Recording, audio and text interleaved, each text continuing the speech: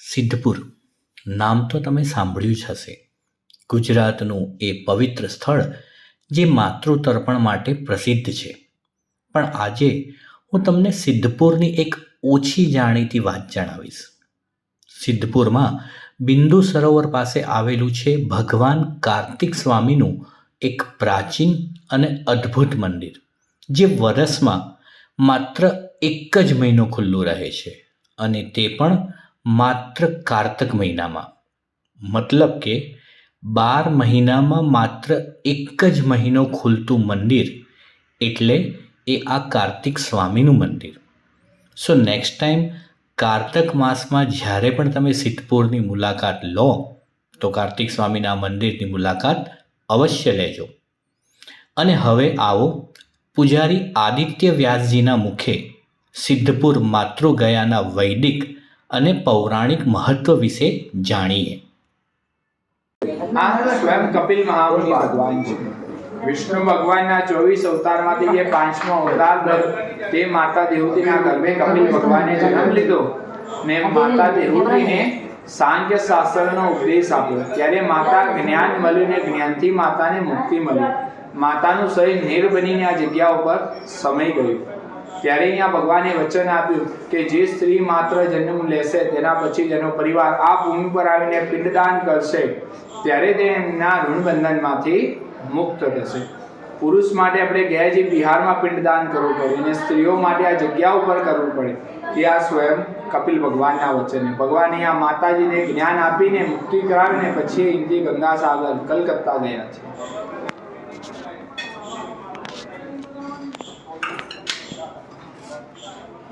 આ સ્વયં ગયા દાદર ગરુડ ઉપર સ્વયં વિષ્ણુ ભગવાન છે કે જે વિષ્ણુ ભગવાન ગરુડ ઉપર બેસીને ચતુર્ભુજ સ્વરૂપ ધારણ કરીને અહીંયા આવ્યા.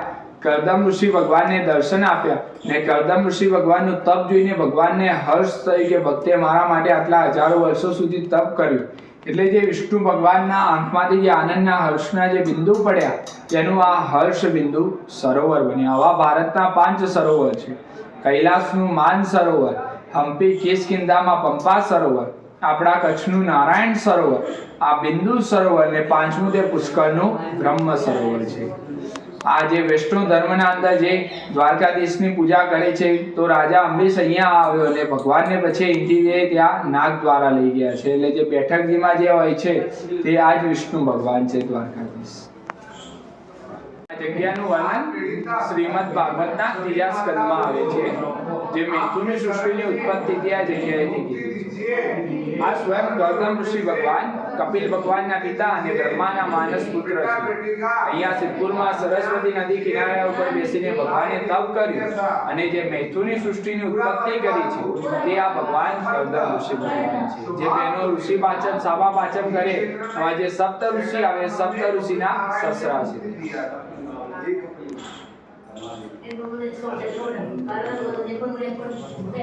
આ માતા દેવહૂતિ દુનિયામાં સૌથી પહેલો રાજા થઈ ગયા સ્વયંભૂ મનુ અને રાણી શત્રુપા. તેમને 3 દીકરીઓમાંની એક દીકરી માતા દેવહૂતિ કે જેમના લગ્ન કરદમ ઋષિ ભગવાન સાથે થયા ને માતાને 9 દીકરીઓ થઈ. ને 9 દીકરીઓને જે આપણે 9 દુર્ગા કહીએ છીએ. માતાની 9 દીકરીમાંથી દેવતા, દાનવ, યક્ષ, ગંધર્વ, મનુષ્યની ઉત્પત્તિ થઈ છે. એટલે આ બધી દેવી દેવતાઓનું મામાનું ઘર છે. દત્તાત્રેય ભગવાનના નાના છે આ ને સતી અનસુયા માતાના માતા પિતા છે. માતાજીને 9 દીકરી ઉપર એક દીકરો થયો. સ્વયં વિષ્ણુ ભગવાને માતાના ગર્ભે જન્મ લીધો ને વિષ્ણુ ભગવાનના આંખમાંથી આનંદના હર્ષના જે બિંદુ પડ્યા તે આ હર્ષ બિંદુ સરોવર.